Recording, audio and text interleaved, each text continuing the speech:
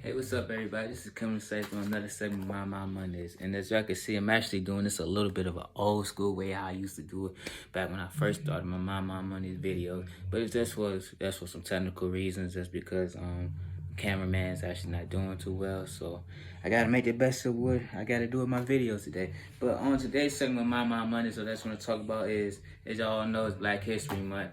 So one of the things that I actually wanted to do this month was challenge myself to read a book about culture. And so I actually went to one of my favorite vegan restaurants, House of Consciousness in Norfolk, if you ever want to think about getting something that's vegan. And they don't only just serve food, it's actually like a black shop, or like a African shop to me, like personally. Like, you get crystals, you get like herbal, herbal things from there. It's like from like Dr. Sebi, and stuff like that. And some of my friends actually went there with me. They actually know what I'm talking about. But while I was there, I was just like, man, one of the things that I wanted to do was for Black History Month was pick up a book and about the culture and read about it. So I actually picked up this book. It's called My Life in Search of Africa by John and Henrick Clarke.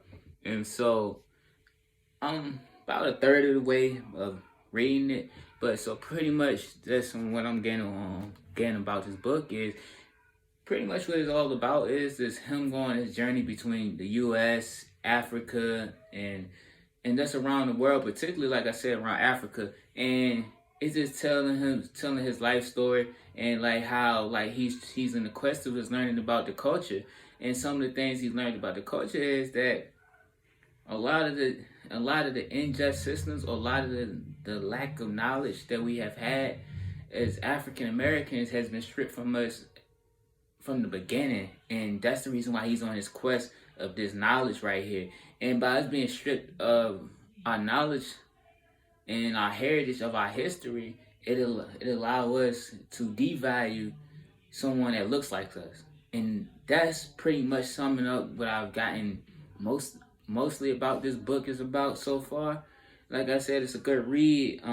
But also I know I was having a conversation with one of my boys about the same thing. This is like, it's amazing to me that like how other races know about their culture and how they look, and how they, and like how like certain hair textures and certain eye colors represent a certain race from a different culture, or beyond like the USA.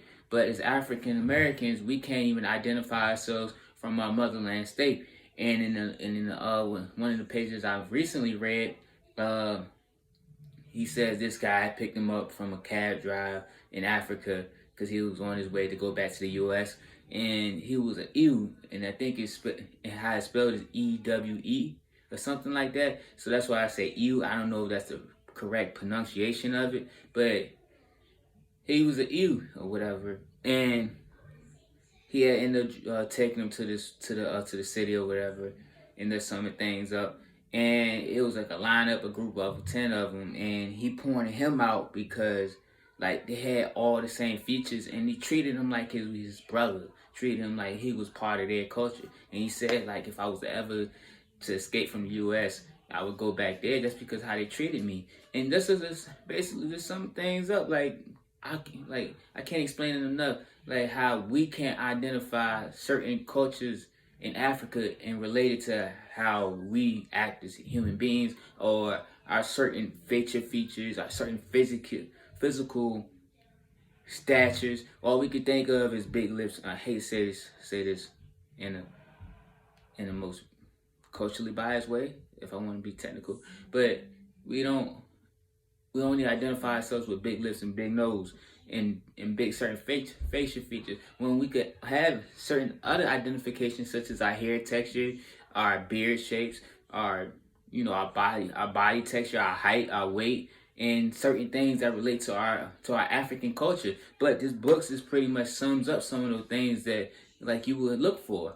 And that's all I just want to talk about, y'all. It's like, it's Black History Month. I think we all should take the time to read some black literature, the Langston Hughes or something like that. And then, like, if you also look at my Instagram page, Coach Sykes, Kimler Sykes 3.0, you'll see that I've been posting a lot of African American stuff, just a lot of African American history stuff, just so we could be woke and understanding our culture. This is the time for us to take the time to understand it, because the public is not going to teach us this. So with that being said, for African American History Month, y'all take the time to learn your culture so you can better yourself and understand more about yourself, not from where you are who you are right now, but where you came from. And so with that being said, y'all, this is Kimberly Sykes on another segment of My Mondays.